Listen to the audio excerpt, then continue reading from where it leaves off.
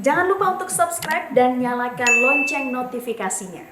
Ya pemirsa, untuk mengkonfirmasi selengkapnya seputar kebijakan baru KRL Jabodetabek mulai 28 Mei mendatang, kita akan konfirmasi bersama Vice President Corporate Communication Secretary KAI Komuter, Ane Purba. Selamat siang, Mbak Ane. Iya baik, Mbak Ane sudah mendengar suara kami dari studio? Selamat siang, sangat Iya. jelas dengarnya. Baik, Mbak Ana, kami ingin mengkonfirmasi lagi, ada dua rute yang di stop atau kemudian diubah ini rutenya oleh pihak KCI. Yang pertama dari Bogor Depok menuju Jakarta dan juga Bekasi Cikarang menuju Jakarta. Bisa dijelaskan secara spesifik perubahan rutenya akan seperti apa, Mbak Ana?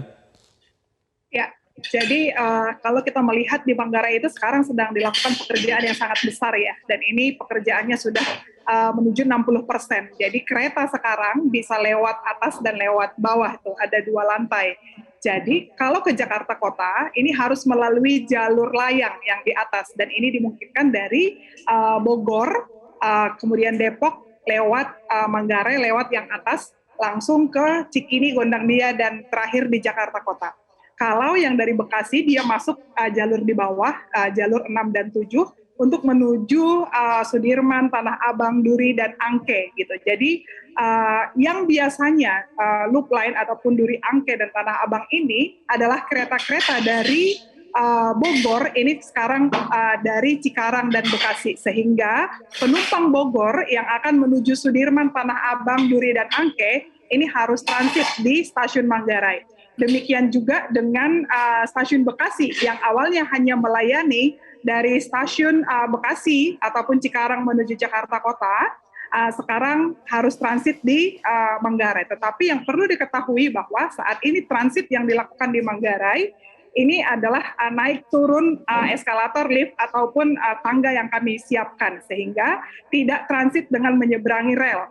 Karena untuk KRL saat ini, jalur yang digunakan adalah jalur yang di bawah itu jalur 6 dan 7, dan 4 jalur di atas yaitu 10, 11, dan 12 gitu ya. Jadi ini adalah hal-hal yang terus dilakukan oleh pemerintah di dalam menyempurnakan infrastruktur, khususnya untuk layanan perkereta-apian, mendukung double track, dan pembangunan stasiun Manggarai sebagai stasiun sentral. Baik, ini salah satu tujuannya untuk membangun atau mendukung stasiun Manggarai sebagai stasiun sentral yang tadi sudah saya sebutkan, ini bagian dari switch over kelima. Bisa dijelaskan, Mbak Ana, maksudnya switch over kelima ini seperti apa, grand design-nya akan seperti apa ke depannya, Mbak Ana? Iya, jadi ini kan sudah switch over yang ke-6 ya. Di situ sudah ada pekerjaan mulai dari yang pertama. Yang terakhir itu ketika KRL sudah bisa melayani jalur layang di Manggarai ya. Artinya yang semua kereta yang ke Jakarta Kota dari Bogor itu sudah naik di atas ya, di jalur layang gitu. Itu yang kita lakukan beberapa bulan yang lalu. Nah, sekarang seperti yang kita lihat ya, perjalanan KRL ini mulai dari yang jumlahnya hanya 400 ditambah menjadi 500, kemudian 900, dan akhirnya sekarang lebih dari 1.000 perjalanan, menuju 1.100 perjalanan.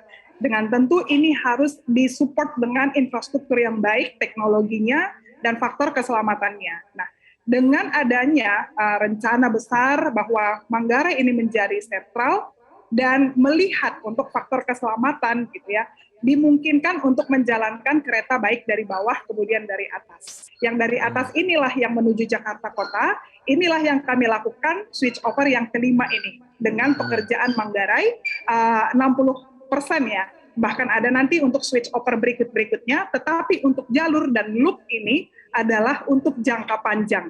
Jadi kepada pengguna jasa komuter lain, jangan khawatir, karena stasiun Manggarai saat ini ketika transit pun itu sudah difasilitasi dengan tangga, eskalator, ataupun lift, dan tidak menyeberang rel.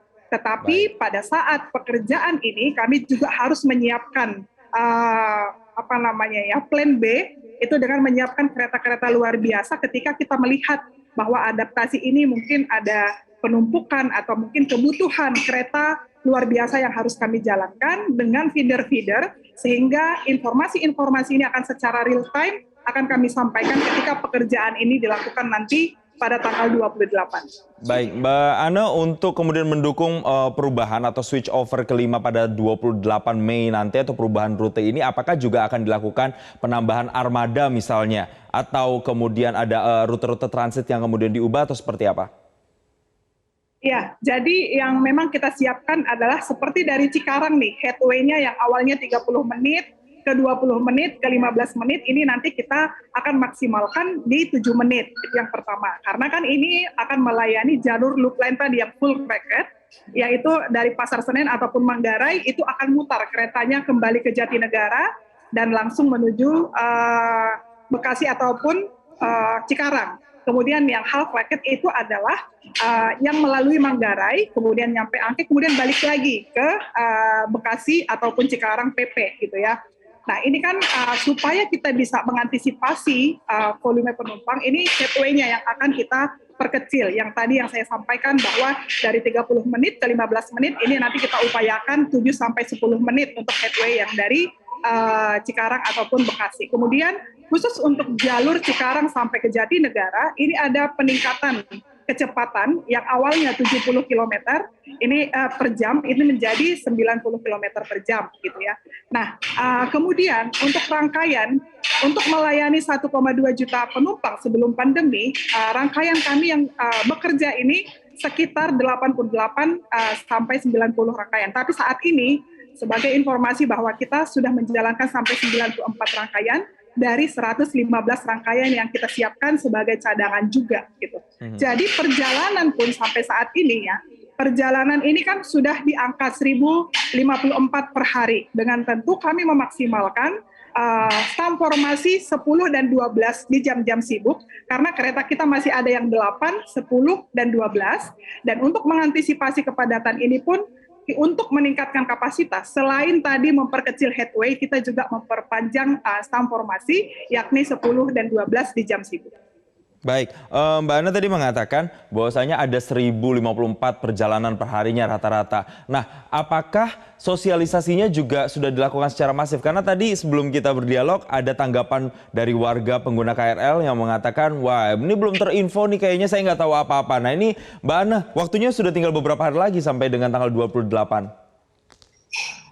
Jadi kalau sosialisasi mungkin memang harus dimasifkan ya. Tidak hanya melalui media ataupun media sosial, tetapi juga melakukan pendekatan kepada pengguna. Ini kami lakukan dengan komunitas-komunitas sebenarnya.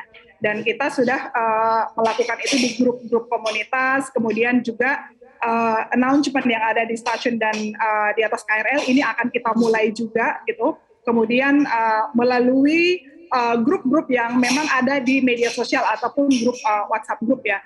Dan nanti tanggal 25 kami akan bertemu dengan komunitas-komunitas pengguna komuter lain, bekerja sama dengan Kementerian Perhubungan juga ya, melalui Dirjen Perkeretaapian, dan juga yang ada di KRL yang biasanya rute lama itu sudah mulai kita ganti ya, akan kita ganti dengan rute yang baru. Jadi nanti di atas kereta mereka akan mendapatkan informasi, di stasiun juga kami akan menyiapkan papan-papan informasi, kemudian juga melalui media, sejak minggu kemarin kita juga non-stop ya untuk melakukan edukasi kepada masyarakat. Tetapi jika belum ada yang mendapatkan informasi tersebut, kami akan terus melakukan sampai nanti untuk switch over ini dilaksanakan.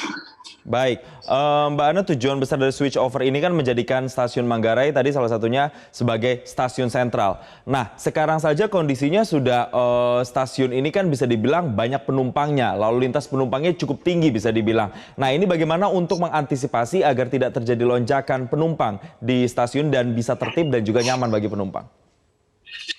Justru karena memang stasiun transit ini kita melihat bahwa stasiun ini dibangun saat ini ya, ada jalurnya, kemudian ada tempat transit, kemudian di atas ada jalurnya lagi. Jadi sekarang sudah ada 3 lantai untuk melayani, untuk bisa memecah kerumunan tadi ya.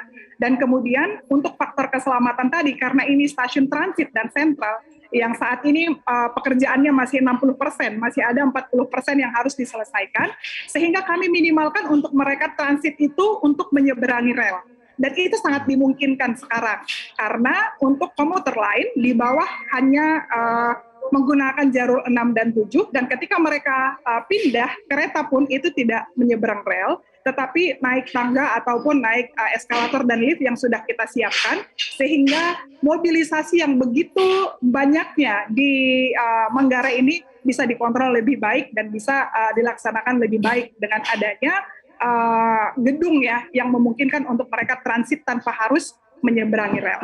Iya, infrastrukturnya ini yang juga menjadi kunci agar lalu lintas atau mobilitas para penumpang ini bisa terjadi dengan nyaman atau dilakukan dengan nyaman. Mbak Ana, terakhir, apa himbauan Mbak Ana untuk para pengguna KRL menjelang nanti tanggal 28 adanya perubahan rute ini? Silakan Mbak Ana. Ya, kepada pengguna jasa komuter lain kami memohon dukungannya di dalam melaksanakan SO5 Manggarai ini atau switch over ini, karena ini untuk jangka panjang perjalanan komuter lain yang semakin baik dan memenuhi faktor keselamatan, karena kebutuhan akan transportasi ini setiap hari meningkat, sehingga kita harus melakukan antisipasi dengan peningkatan ya kualitas infrastruktur, persinyalan ataupun digitalisasi persinyalan ini, sehingga pola operasi yang saat ini harus kita rubah untuk jangka panjang. Kami berharap dengan adanya perubahan budaya ya transit, di mana penumpang Bogor harus transit untuk menuju ke Tanah Abang, kemudian yang Bekasi harus transit menuju ke Jakarta Kota.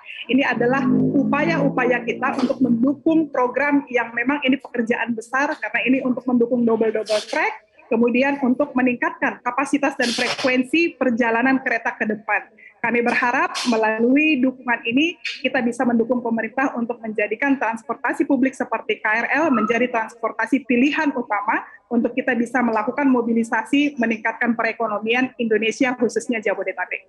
Jadi kepada Bapak Ibu pengguna jasa komuter lain, download KRL Akses untuk mendapatkan jadwal-jadwal terbaru dan mendapatkan informasi di @komuterline di sosial media kami dan menghubungi kontak center kami di 121 untuk 24 jam. Terima kasih.